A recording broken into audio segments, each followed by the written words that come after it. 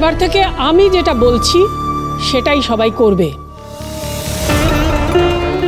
দাদু ভাইয়ের সঙ্গে কেউ ওর বিয়ে নিয়ে বা চিনিকে নিয়ে কোনো কথা বলবে না, কারণ দাদু ভাইকে আমাদের সকলের সাহায্য করতে হবে যাতে যাতে সে যত তাড়াতাড়ি সম্ভব তার বিয়ের কথাটা ভুলে যায়।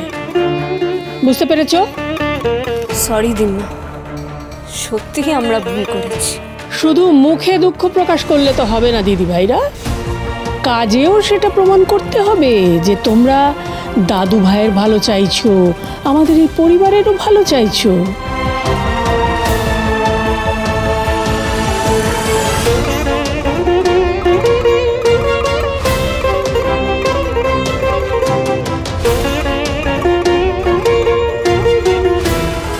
এই তোমার সুযোগ,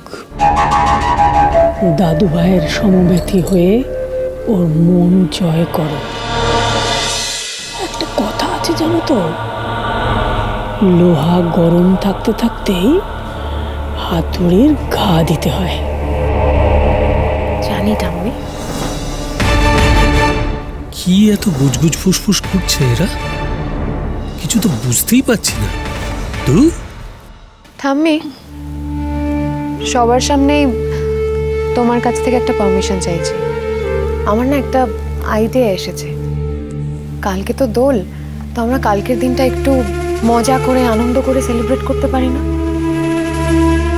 না তাহলে যদি দ্রোণের মনটা একটু অন্যদিকে ঘোরানো যেত, সেই জন্যই। ঠিক বলেছ অপালা, ওটাই করো। মাথার মধ্যে কুচুটে বুদ্ধির কারখানা চালু করে রেখেছে এই মেয়েটা। এইসব ধুমধামের বাহানায় দ্রোণ দাদা ভাইয়ের কাছাকাছি আসার চেষ্টা করছে এই মেয়েটা। গ্রেট! আমাদের বাড়িতে তো সবসময় দোলে রঙই খেলা হয়, এবার যদি একটু গান বাজনাও হয়। এই হ্যাঁ, আর অপালা তো ভালোই গান গায়, তাই না? মানুষের মন এত তাড়াতাড়ি সবকিছু ভুলে যায়?